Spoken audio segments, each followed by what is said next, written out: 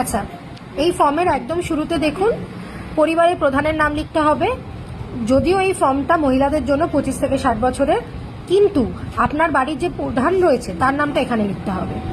আপনার যদি বিয়ে না হয়ে থাকে তাহলে আপনার বাবা বাড়ির প্রধান, যদি আপনার বিয়ে হয়ে থাকে তাহলে আপনার হাজবেন্ড হতে পারে, আপনার শ্বশুরমশাই হতে পারে, আপনার শাশুড়ি হতে পারে। যার হাজবেন্ড বা শ্বশুরমশাই কেউ নেই তার ক্ষেত্রে, বা বাবা নেই তার ক্ষেত্রে তিনি নিজে হতে পারেন। Head of the department family to family depend করছে। এবার অনেকের একটা প্রশ্ন রয়েছে যে আমার বিয়ে হয়ে গেছে কিন্তু আমার কোনো ডকুমেন্ট শ্বশুরবাড়িতে এখনো ট্রান্সফার হয়নি, সেক্ষেত্রে আপনার বাবাই হচ্ছে আপনার head of the department, head of the family হবে। আমি বারবার হেড অফ দ্য ডিপার্টমেন্ট বলছি।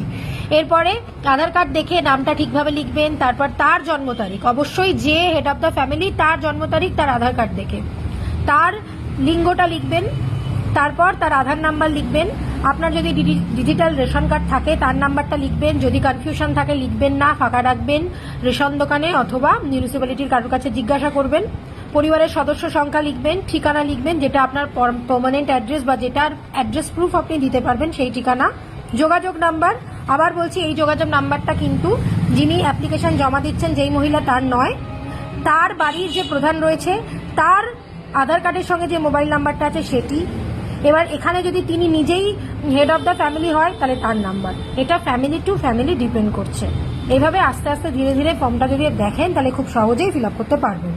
ফর্মের এই পোর্শনটাতে তোমার হেড অফ দ্য ফ্যামিলি, তোমার হেড অফ দ্য ফ্যামিলি তোমার হাজবেন্ড, তার নামটা লেখো।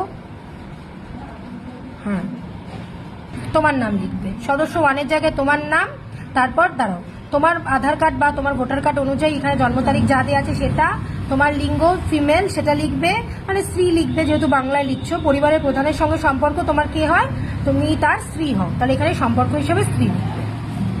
তুমি নাম লিখলে, তুমি যে লক্ষ্মী ভান্ডারের অন্নপূর্ণা যোজনার জন্য তুমি কি করছো, আবেদন করছো, দেখো তাহলে তুমি এই সদস্য 1 এর পাশে হ্যাঁ লিখবে। মানে যারা যারা, এইটা না, এটা পরিবারের যে প্রধান তার, এইটা তোমার, এখানে তুমি হ্যাঁ লিখবে যে তোমার জন্য তুমি হ্যাঁ টিক দেবে, তোমার জন্য তুমি অ্যাপ্লাই করছো। বাকিদের নাম লিখবে কিন্তু বাকিদের পাশে টিক দেবে না। তুমি অন্নপূর্ণা যোজনার জন্য কি করছো, আবেদন করছো, তাই তোমার এখানটা হ্যাঁ হবে। আচ্ছা, সদস্য 2 হিসাবে তুমি তোমার মেয়ে বড়, তাহলে মেয়ের নাম লিখবে। তারপর আমি একটু বলে নিই, তারপর লেখো। এখানে তোমার মেয়ের নাম, তোমরা বাড়িতে টোটাল 4 জন, তুমি মেয়ের নাম লিখলে, মেয়ের জন্ম তারিখ, মেয়ের লিঙ্গ ফিমেল হবে, তারপর পরিবারের প্রধানের সঙ্গে তার সম্পর্ক কি মেয়ে, তাহলে এখানে ডটার বা মেয়ে লিখে দিলে।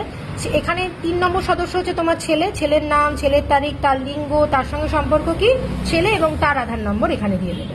এবার এরা কেউই কিন্তু তোমার অন্নপূর্ণা যোজনার জন্য অ্যাপ্লাই করছে না, তাই কিন্তু এখানে হ্যাঁতে টিক দেবে না, আর বাকিগুলো ফাঁকা থাকবে, কারণ সদস্য 4 আর 5 কেউ নেই, তাই এই জায়গাগুলো ফাঁকা থাকবে।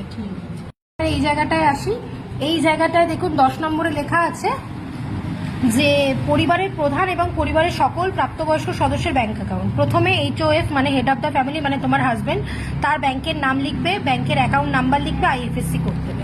ঠিক আছে, হয়ে গেল। এবার পরিবারের সদস্য 1 বলতে কি, তুমি এক এক করে দেখে নাও। তুমি, তোমার ব্যাংকের নাম, তোমার ব্যাংকের অ্যাকাউন্ট নাম্বার, তোমার IFSC কোড। পরিবারের সদস্য 2 মানে তোমার মেয়ে, তার ব্যাংকের নাম, ব্যাংকের অ্যাকাউন্ট নাম্বার, IFSC কোড। সদস্য 3 মানে তোমার ছেলে, তাদের দিয়ে এগুলো ফাঁকা থাকবে। বোঝা গেল? এরপর চলে আসি পরের ডিটেলসটা।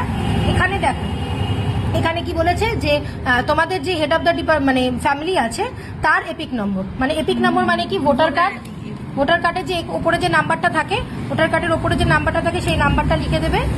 বিধানসভা ক্ষেত্র, তুমি যে বিধানসভা ক্ষেত্রে ভোট দাও, তোমার কাছে সেই ভোটার স্লিপগুলো আছে যেগুলো আমি দিয়েছিলাম, সেই ভোটার স্লিপের উপরে দেখবে বিধানসভা ক্ষেত্র আর পার্ট নাম্বার দেওয়া আছে।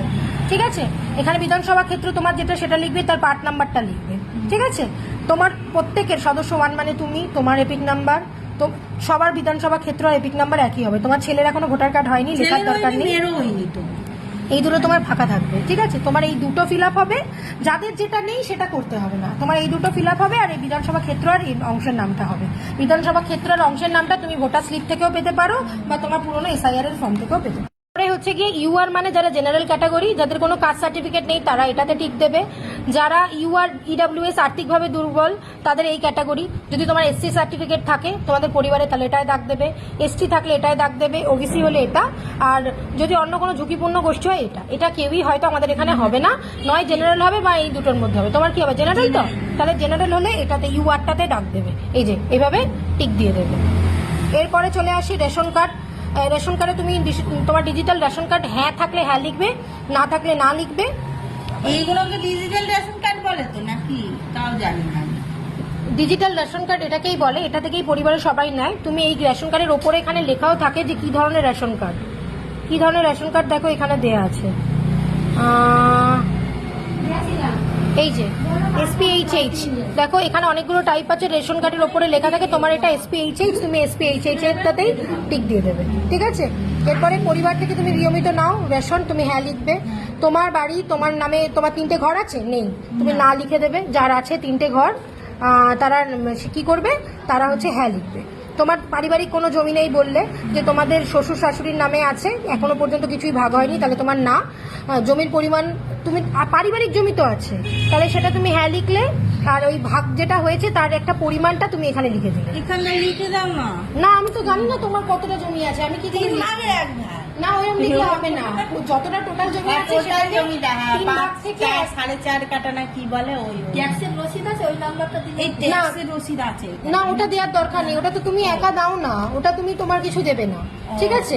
এরপর হচ্ছে কি তোমার 4 চাকা গাড়ি থাকলে তুমি লিখবে হ্যাঁ, আর না থাকলে না, সাইকেল আছে, ঠিক আছে। যদি তোমাদের বাড়িতে যদি কোনো স্বাস্থ্য বীমা থাকে তার ডিটেলস দেবে, যদি না থাকে তোমাদের আছে LIC বা অন্য কোনো বীমা আছে তাহলে তুমি কিচ্ছুই টিক দেবে না, তুমি না করে দেবে। আর যদি থাকতো তাহলে তোমার যদি হাজবেন্ডের নামে কিছু থাকে তাহলে HOF এ ওই জায়গাটাতে দিতে হবে, তার বীমার অঙ্ক কত দিতে হবে, আর তুমি প্রিমিয়াম মানে বীমার অঙ্ক মানে সাম অ্যাসিওর বলে যেটাকে না, যে টোটাল কত টাকা পাবে সেটা দিতে হবে, আর প্রিমিয়ামের বিবরণ তার কি ধরনের প্রিমিয়াম কত টাকা দাও সেটা দিতে হবে। যদি সদস্য তোমাদের কারোরই নেই তাহলে কারোরই ফিল আপ করার দরকার নেই। এবার দেখো তোমরা কেউই P-ট্যাক্স দাও না। P-ট্যাক্স মানে হচ্ছে যারা কোনো সরকারি জায়গায় কাজ করে বা কোনো জায়গায় তাদের ট্যাক্স ফাইল আছে তারা ট্যাক্স দেয়, নাহলে ট্যাক্স দেয় না, দেওয়া হয় না। তাহলে তোমার পেশাগত কর প্রদান করো না, না। তোমার বর তো বললে অসংগঠিত ক্ষেত্রে কাজ করে। আচ্ছা তোমাদের প্যান কার্ড আছে কি সবার? প্যান কার্ড আছে। তোমার হাজবেন্ডের আছে? হ্যাঁ আছে। আচ্ছা তাহলে এখানে হ্যাঁ লিখবে, এখানে হাজবেন্ডের নাম লিখবে, আর এখানে হাজবেন্ডের প্যান কার্ড নাম্বার দেবে। HOF যেখানেই দেখবে সেটাই হচ্ছে কি তোমার হাজবেন্ডের, ঠিক আছে। এরপর চলে আসি এখানে সদস্য নাম। সদস্য নামের এখানে 1 নম্বরে তোমার নাম লিখেছিলে, তাহলে পার্বতী দত্ত, তার প্যান নাম্বারটা প্যান কার্ডটা দেখে এই যে নিচে যে নাম্বারটা থাকে সেইটা হচ্ছে প্যান নাম্বার, হয়ে গেল। এরপর হচ্ছে তোমার 2 নম্বরে তোমার মেয়ের নাম ছিল, যদি ওর প্যান কার্ড থাকে। প্যান কার্ড নেই, ছেলের প্যান কার্ড আছে। তাহলে নেই মানে এনে লিখে দেবে, নট অ্যাপ্লিকেবল, ঠিক আছে। নেই তো নেই, নামটা লিখে দেবে। আর সদস্য 3-এ তোমার ছেলের নাম লিখবে, ছেলের প্যান কার্ড লিখে দেবে। আর এখানে তোমার হেড অফ দ্য ফ্যামিলি কি ধরনের কাজ করে, তোমার বর কি করে বললে? ওই যে রান্নার কাজ করে। রান্নার কাজ করে, তার মানে তোমার বর হচ্ছে আংশিক সময়ে কর্মরত, বা এখানে এইটাও তুমি টিক দিতে পারো অসংগঠিত ক্ষেত্রে স্বনিযুক্ত, কারিগর বা শিল্পী তো নয়, তাহলে তুমি আংশিক সময়ের জন্য কর্মরত বলি পার্ট টাইম লিখে দিলাম, যে যখন কাজ পায় তখন করে, নাহলে করে না। সবসময় করলে তো হয়ে যাবে। হ্যাঁ, তারপর 4 দিন বসে থাকবে, আবার 4 দিন কাজ করবে। আচ্ছা এবার এখানে দেখো সদস্য 1 মানে তুমি কি কাজ করো? তুমি এগুলো একটাও করো না, তুমি তাহলে বেকার, তোমার এখানে বেকারি করে দিলাম, ঠিক আছে। এবার তুমি সদস্য 2 তোমার মেয়ে, সে কি করে? অন্যান্য লিখে তুমি এখানে লিখে দিলে সে হচ্ছে গিয়ে কি স্টুডেন্ট বা শিক্ষার্থী।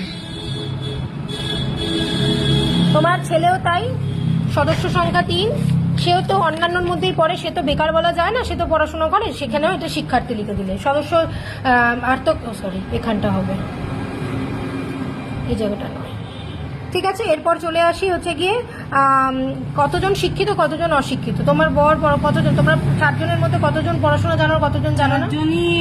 ওই বড় খালি সইটা করতে পারে, সই করতে পারে, তাহলে শিক্ষিত তাকে বলা যায় না। তাহলে তুমি এখানে লিখবে যে তোমরা 3 জন শিক্ষিত আর 1 জন অশিক্ষিত, তাহলে পরিবারের প্রধান তুমি এখানে অশিক্ষিততে টিক দিয়ে দাও। অশিক্ষিত বলাটা খারাপ, সই তো করতে পারে, কিন্তু সর্বোচ্চ শিক্ষাগত যোগ্যতা তো তার তুমি 8 পাস সার্টিফিকেট বা 4 পাস সার্টিফিকেট দিতে পারছো না বা নেই, আমি তাই জন্য বললাম দিতে হবে, এটা বলছি না, বললাম সদস্য তুমি শিক্ষিত, তুমি কি পড়েছো, হাইস্ট তোমার কি যোগ্যতা? মাধ্যমিক পাস, তাহলে এখানে লিখে দেবে মাধ্যমিক পাস, ঠিক আছে। সদস্য 2 সেও মনে হয় এখন মাধ্যমিক দেবে, এখনো দেয়নি? কি না, আমার মেয়ে হ্যাঁ। 11 ক্লাসে পড়ছে। তাহলে তুমি এখানে মাধ্যমিক পাস লিখে দেবে, আর সদস্য 3 শিক্ষিত ক্লাস 7 লিখে দেবে। ঠিক আছে, হয়ে গেল। সে 7-এ পড়ে। তোমাদের ফ্যামিলির কেউই কোনো মন্ত্রী সাংসদ ছিল না, তাই তো? না করে দিলাম। তারপর সদস্য কি সরকারি পেনশনভোগী? একেবারেই তোমাদের বাড়িতে কেউই নেই, না হয়ে গেল। তোমাদের কি জিএসটি আছে? একেবারেই নেই, না। বার্ষিক আয় তোমার বর কত করে পায়? তাও মানে যতটা হয়, হয়তো 4-5 হাজার যেমন করে সেটাকে 12 দিয়ে গুণ করে সেটা লিখে দেবে। টোটাল বার্ষিক বলেছে মানে বছরে কত হচ্ছে সেটা দেবে। এরপর চলে আসো, তোমাদের প্রত্যেকের নাম হচ্ছে ভোটার এতে রয়েছে, লিস্টে রয়েছে। তোমরা সিএ তে আবেদন করনি, এটা তোমার পুরোটাই ফিল আপ করতে হবে না। যারা সিএ তে আবেদন করেছে তাদের জন্য এটা, নালে নয়। এবার তুমি চলে আসো, তোমরা এই কিষাণ ক্রেডিট কার্ড পাও না, কিষাণ ক্রেডিট কার্ড এআরডি পাও না, কোনোটাই পাও না। আর্টিসান ক্রেডিট কার্ড এগুলো তোমাদের কিছুই পাও না, স্টুডেন্ট ক্রেডিট কার্ড কিছুই পাও না। তাহলে তোমার এই জায়গাটা পুরোটাই ফাঁকা।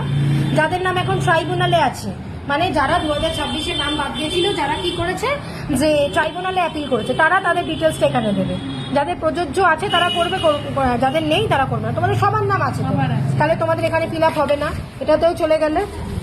বিদ্যালয়ে অধ্যয়নরত, তোমার 2 ছেলে মেয়েই কিন্তু বিদ্যালয়ে অধ্যয়নরত। তাহলে তুমি এখানটা ফিল আপ করবে। কিভাবে ফিল আপ করবে? শিশু সদস্য 1, শিশুর নাম, তোমার মেয়ের নাম প্রথমে লিখবে। তারপর মেয়ে কোন ক্লাসে পড়ে? একাদশ শ্রেণীতে পড়ে। তারপর মেয়ের বিদ্যালয়ের নাম লিখবে। মেয়ে সরকারি বিদ্যালয়ে পড়ে, যে যেটাই পড়ে সেটাই লিখবে। তোমার সরকারি সাহায্যপ্রাপ্ত বা সরকারি বিদ্যালয়ে টিক দেবে। তোমার মেয়ে তো সরকারিতে পড়ে, টিক দিয়ে দিলে ব্যাস হয়ে গেল। এবার শিশু সদস্য তোমার ছেলের নাম লিখলে, ছেলের বিদ্যালয়ের নাম নিলে, সরকারি স্কুলে পড়ে সেটা আমি টিক দিয়ে দিলাম। ব্যাস, আর তো কিছু নেই। টিকাকরণের বয়স আর নেই। যদি টিকাকরণের বয়স থাকতো তাহলে লিখে দিতে হ্যাঁ টিকাকরণ শুরু হয়েছে বা সম্পূর্ণ হয়েছে। বা তুমি সম্পূর্ণ শিশু 1-এর মধ্যে তোমার তো সম্পূর্ণ হয়ে গেছে, তাই না? তুমি এই দুটোতে টিক দিয়ে দাও, শিশু 1 সম্পূর্ণ হয়ে গেছে, শিশু 2 সম্পূর্ণ হয়েছে। ঠিক আছে, বোঝা গেল? লাস্ট পাতা, এই যে কি কি প্রকল্প পায়। এবার প্রথমে আমি প্রকল্পে চলে আসি। প্রথম প্রকল্প হচ্ছে তোমরা স্বাস্থ্যসাথী কার্ড পাও, তাই তো? তাহলে এখানে স্বাস্থ্যসাথী কার্ড পরিবারের প্রধান, সে স্বাস্থ্যসাথী কার্ড পায়, এখানে স্বাস্থ্যসাথী কার্ড লিখবে। প্রকল্প 2, এখানে তুমি তোমার হচ্ছে গিয়ে সদস্য সংখ্যা 2, মানে সদস্য তোমার কথা বলা হচ্ছে, সদস্য সংখ্যা 1, তুমি লক্ষ্মী ভান্ডার পাও, লক্ষ্মী ভান্ডার লিখবে, আর এখানে স্বাস্থ্যসাথী লিখবে। আর তোমার ছেলে মেয়েরাও স্বাস্থ্যসাথী কার্ডে নাম আছে না নেই? আছে। তাহলে এখানে স্বাস্থ্যসাথী কার্ড আর এখানে স্বাস্থ্যসাথী কার্ড লিখবে। এগুলো থাকা কোনো অন্যায় না, আর কোনো কিছু নেই। শেষ জায়গায় তুমি তোমার সাইন করবে, আর তুমি যা যা ডিটেলস দিচ্ছ এটা সত্যি, তোমার কোনো ভুল নেই, তাই তুমি এখানে সম্মততে টিক দেবে, আর এখানে তুমি সাইন করে দেবে। হয়ে গেল তোমার ফর্ম ফিল আপ।